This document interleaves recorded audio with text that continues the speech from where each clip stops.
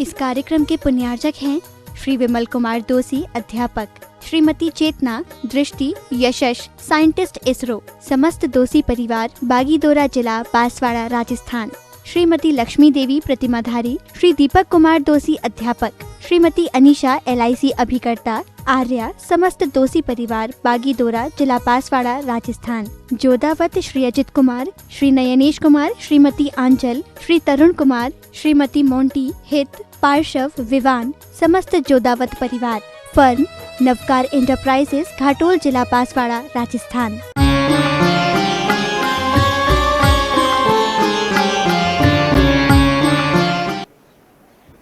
कि इंद्रिय में जो प्रवृत्ति की जाती है, इंद्रियों के विषय में जो प्रवृत्ति की जाती है, उसका फल बड़ा भयानक होता है। कब उस व्यक्ति का वह पुण्य पाप रूप में परिवर्तित हो जाता है, ये व्यक्ति को पता नहीं लगता। उस इंद्रिय प्रवृत्ति के पाप के फलस्वरूप कैसे वह दुर्गति के पात्र हो जाते हैं। जिस पुण्य के फलस्वरूप वह चाहता तो अपना बहुत कुछ अच्छा धर्म ध्यान आदि करके अपने जीवन को अच्छा निकालता सकता था, पर वह इंद्रिय प्रवृत्ति में हुआ यह संसारी प्राणी दुर्गति का पात्र हो जाता है। ऐसे ही एक पात्र आपके सामने आ रहा है, से पूर्व पुण्य से सारी सामग्री सब कुछ अच्छा मिला था, पर ऐसी इंद्रिय में प्रवृत्ति के कारण वह दुर्गति का पात्र बन गया। राजा और रानी दोनों पूर्व पुण्य के फलस्वरूप सारे धन वैभव के साथ रहती हैं, सुख शांति है। राजन अपना कार्य करता है और रानी अपना कार्य करती है। जैसे दिन में सारा काम करके निद्रा का समय हो जाता है, तो दोनों निद्रा में विश्राम के लिए यथास्थान आके निद्रा में लीन हो जाती है। यह प्रतिदिन का ही कार्य था और प्रतिदिन की भांति आज भी वह राजा और रानी दोनों अपने विश्राम गृह में आए हैं और समय हो जाने से राजा तो निद्रा में लीन हो गया, पर रानी निद्रा लेने वाली ही थी कि अचानक उसके महल के समीप एक सुंदर गीत सुनाई दिया और गीत सुनते ही रानी की निद्रा भंग हो गई और उसको प्राप्त करने की इच्छा हो गई, जिसका इतना सुंदर कंठ है, सुरीला कंठ है, उसको तो हमें अब प्राप्त करना है। और निद्रा भंग होने से पूरी रात बेचैनी में व्यतीत हुई।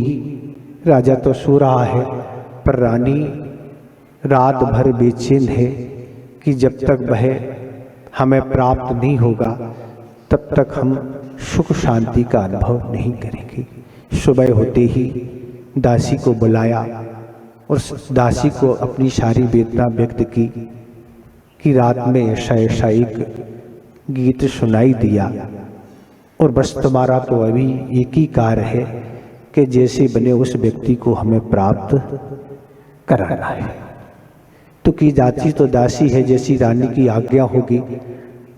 और वह दासी उस व्यक्ति की खोज के लिए निकल पड़ी और पहुँचते पहुँचते उस व्यक्ति के समीप भी वह पहुँच गई। दासी ने जाके उसके शरीर का निरीक्षण किया, जिसके बाल लुचे हुए हों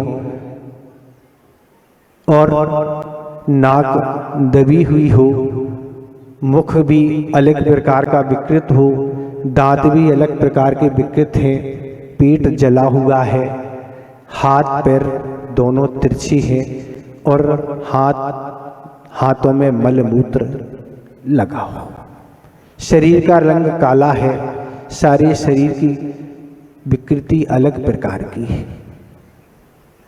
रानी ने जिसके लिए भेजा था और उस दासी ने उस शरीर का निरीक्षण करके विचार किया, आखिर कहाँ उर्वशी के समान इसका सुंदर रूप और कहाँ रानी जिसकी चाह कर रही है इसका कहाँ रूप। कैसे धन वैभव से संपन्न वह रानी और कहाँ एक तुच्छ व्यक्ति, वह इससे समागम की बात कर रही है। आखिर हम क्या करें, हम तो दासी हैं। और वह सारी बात उस व्यक्ति को बता दी कि आपको रानी प्राप्त करना चाहती है। और वह रानी के पास वापस आई, रानी को सारी जो भी उसने रंग रूप अंग उपांगों की जो भी संरचना थी उसके समक्ष रख दिया। रानी कहती, तुम कुछ भी कहो हे सखी, भगवान काम जिस पर आसक्त है उसके लिए कोई उम्र का भरोसा नहीं। कोई भी उम्र हो और उसके रंग रूप अंग उपांग की कोई चर्चा मत करो। काम जिस पर आसक्त हो जाता है उसको ये सब चीजें उसके सामने बेकार हो जाती है। और इस तरह रानी का समागम उसने दासी ने उससे करा दिया। और जब भी राजा रात्रि में निद्रा में चला जाता था, जो भी भोग सामग्री रात्रि के लिए आती थी सारी सामग्री उठाकर वह रानी उस व्यक्ति के पास रात में चली जाती थी। इतनी अंधेरी रात जहां महल से जाना भी कठिन है, सारे पहरेदार सब कुछ लगे, पर ऐसे रास्ते से वह निकल के अंधेरी रात में वह उस व्यक्ति के पास चली जाती थी और जाके सारे पाप वहां करना। और राजा का जैसे ही उठने का समय होना उसके पूल ही वापस आ जाना। ये प्रतिदिन का कार्य था, प्रतिदिन ये दोनों कार्य करते थे। बहुत दिन व्यतीत होने के बाद राजा को लगा कि रानी का हमारे प्रति प्रेम बहुत कम हो गया, निश्चित कुछ न कुछ गड़बड़ है। प्रतिदिन की भांति राजन ने आज सोचा, आज तो इस बात का पता लगाना है। और राजा आके छल निद्रा में सो गया। रानी को लगा पता कि वह सो गया है, पर राजा भी सोया नहीं और सारी सामग्री उठाई और वह पुनः प्रतिदिन की भांति फिर वहीं वह पहुंच गई। और राजा ने भी तलवार उठाई और वह भी उस रानी के पीछे पीछे चल दिया। जैसे ही रानी वहां पहुंची उस व्यक्ति के पास, उस व्यक्ति ने उस रानी के बाल बहुत जोर से खींचना प्रारंभ कर दिए, पैरों को पकड़ के घसीटना चालू कर दिया। उस व्यक्ति ने, राजा ने नहीं, उस व्यक्ति ने, और तरह तरह की गालियां सुनाना प्रारंभ कर दी। और वह पशुओं को नियंत्रण करने वाला जो हंटर उसके हाथ में था उससे पीटना प्रारंभ कर दिया। चूंकि रानी का कोमल शरीर था, एक पिटाई और एक कष्टों की तो कोई बात ही नहीं थी, क्योंकि पूरे पुण्य से सब कुछ अच्छा ही अच्छा मिला था। पर ये सब कुछ होने से उस रानी को मूर्छा आ गई। वह ऐसी गिर पड़ी, कुछ देर में ही उसकी मूर्छा दूर हुई। और मूर्छा दूर होने के बाद वह रानी उस व्यक्ति के चरणों में गिर पड़ी और क्षमा याचना करने लगी। और वह कह रही है, आप कुछ भी सोचो, पर आपके प्रति हमारी कभी भी कोई गलत भावना नहीं है। आपसे ही सारी इंद्रियां हमारी परिपूर्ण होती हैं। चूंकि आपने ये हमारे साथ व्यवहार किया है, उसका कारण सिर्फ यही है कि हम आज कुछ विलंब से आए। यही तो कारण है ना। पर विलंब का कारण यही था कि राजा आज देर से सोए, तब तो मैं आ पाई। इस तरह वह उस पर पूर्ण रूप से आसक्त थी। ये सारा का सारा दृश्य राजन दूर से देख रहा था, सारा दिग्दर्शन कर रहा था। और राजा ने तुरंत म्यान से तलवार निकाली और सोचा कि अब कब तक सहन करें, दोनों को समाप्त ही कर दिया जाए। कहाँ हमारे टुकड़ों पर पड़ने वाला महावत, वो कहाँ ये स्थिति, इतनी हिम्मत इसकी, और तलवार निकाल के तुरंत समाप्त करने का जैसे भाव आया। पर एक विचार यही आया कि दुनिया में हमारा जो यश फैला हुआ है धर्म के नाते, वह सारा का सारा यश आज हमारा नष्ट हो जाएगा, और भी पाप का तो फल में भोगना ही पड़ेगा। इसलिए तुच्छ प्राणी है महावत, वो स्त्री कदाचित विकृति भी हो, पर उसके साथ ऐसा व्यवहार करना उचित नहीं है। उसने जैसा किया वह ठीक है, पर हमारा विवेक तो यही कहता है कि कुछ भी नहीं किया जाए। और राजा अपने स्थान पर वापस आके वह निद्रा में सो गया, और वह रानी भी वापस आ गई। और वह सुबह होने के उपरांत राजा अपनी माँ के पास पहुंचा। चेहरे पर मलिनता थी। तब माता ने पूछा, बेटी आज चेहरे पर मलिनता क्यों है? तब राजा कहता है, माँ एक रात में हमने स्वप्न देखा है। क्या स्वप्न है? स्वप्न यही है कि उस स्वप्न में हमने स्त्री का दुष्चरित्र देखा है, और भी अच्छे अच्छे काम करके पुण्य का संचय करके आगामी जीवन को सुंदर बनाएं। ये सब चीजें इसलिए मिली हैं कि पुण्य से ही हम पुण्य को बढ़ाते चले जाएं। आचार्य जी एक बार कहा था कि भाग्यशाली वह नहीं जिसके पुण्य का उदय है। भाग्यशाली वह नहीं है जिसके पुण्य का उदय है, भाग्यशाली वह है जो पुण्य के उदय में पुण्य के कार्यों में लगा है। भाग्यशाली वह है, पुण्य के उदय होना कोई बड़ी बात नहीं। समान विभूति के धारक वह सारे चक्रवर्ती थे, पर सभी क्या मोक्ष चले गए क्या? इसमें नरक भी गए, स्वर्ग भी गए और मोक्ष भी गए। तो पुण्य के उदय में अच्छा कार्य कर लेना ये विवेक है, ये भाग्यशालीपना है। पुण्य के काम में हम, पुण्य के उदय में अगर हम पाप के कार्यों में लगे हुए हैं तो निरंतर वह पाप भी पुण्य भी नष्ट हो रहा है, और आगामी पाप का भी संचय निरंतर होता चला जा रहा है। 24 घंटे सातों कर्म का बंद होता है, आयु का बंद हमेशा नहीं होता है, और उदय तो आठों ही कर्म का चलता है। आप सोएं चाहे जागें चाहे कुछ भी करें, इन कर्मों की स्थितियाँ ये हैं कि जब वह उदय में आता है तो कहते जब लक्ष्मी आती है तो छप्पड़ फाड़ के देती है, और जब जाती है तो चमड़ी उड़ेड़ देती है। इसी तरह जब वह कर्म का उदय आता है तो साक्षात तीर्थंकर प्रकृति का बंद करने वाले वे आदिनाथ भगवान, वे पारसनाथ भगवान जो तीर्थंकर प्रकृति की सत्ता को लिए थे, कर्मों को तो उन्होंने नहीं छोड़ा। हम आप तो कहाँ क्या लगते थे, कहाँ गर्भ में आने से 6 महीने पहले रत्नों की वर्षा और कहाँ पत्थरों की वर्षा। देखो आप, तो ये तो कर्म सिद्धांत है। इसलिए आचार्य कहते इंद्रिय प्रवृत्ति बड़ी प्रबल है जो विद्वानों को अपनी ओर खींच लेती है। इसलिए इस कथा का उपसंहार करना है, ज़्यादा कुछ अपन को नहीं सुनाना, समय तो हो ही रहा है कि सार बात यही है कि आज पहले के ज़माने की जो ये घटना है ये तो बहुत पुरानी आगम की घटना है। इस तरह राजा यशोधर महाराज की ये कथा है और वह विरक्त नहीं हो पाए।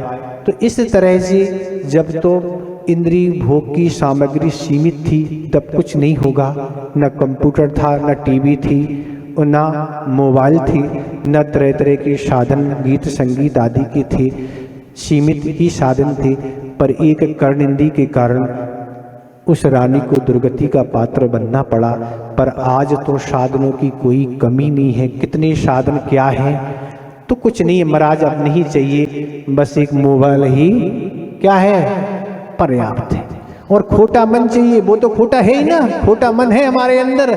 बस अब तो हम कहीं भी यात्रा 3 लोक में कर सकते, कहीं नहीं, कहीं यात्रा नहीं करना है। यात्रा से शायद आप थक गए हों, तो अब तो ऊर्ध्वलोक की ही यात्रा करना है। ऊर्ध्वलोक की भी यात्रा आप कर चुके, सिद्धों के समागम में भी आप रुक चुके, पर आपने आने का टिकट करा लिया था, इसलिए आप सिद्धों के पास से भी वापस आ गए। पर अब ऐसी टिकट कराना है, वापसी का कोई काम नहीं, केवल जाने का ही कार्य करना है।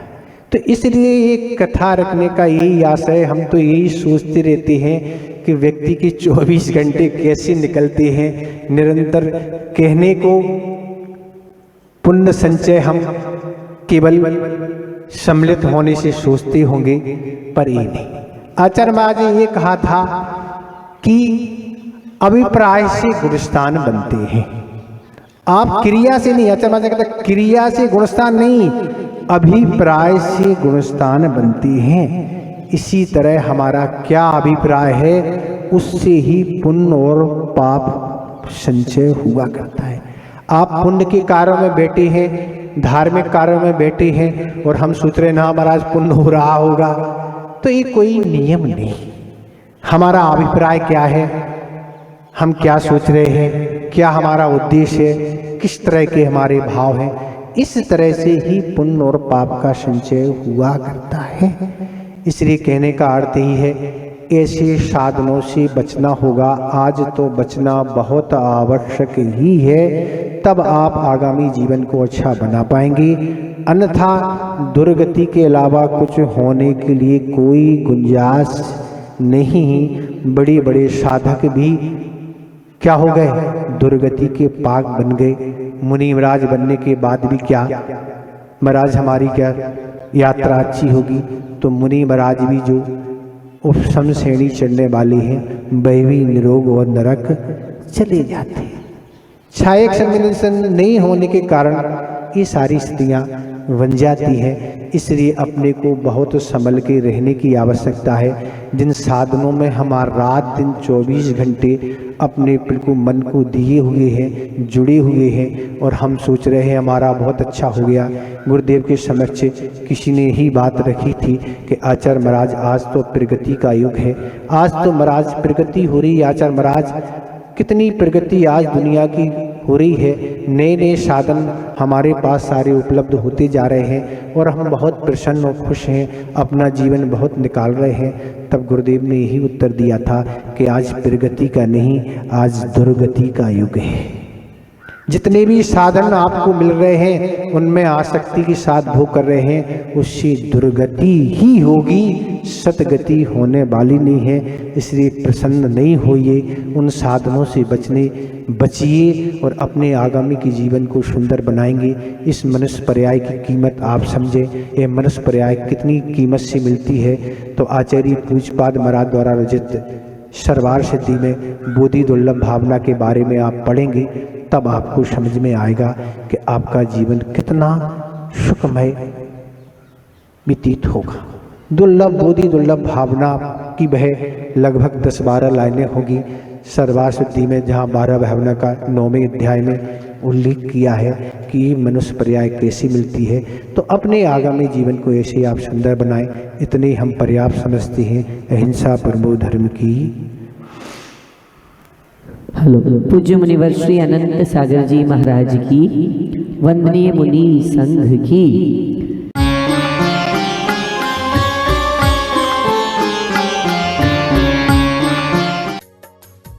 इस कार्यक्रम के पुण्यार्चक थे श्री विमल कुमार दोषी अध्यापक, श्रीमती चेतना, दृष्टि, यशस, साइंटिस्ट इसरो, समस्त दोषी परिवार, बागीदोरा जिला, बांसवाड़ा, राजस्थान।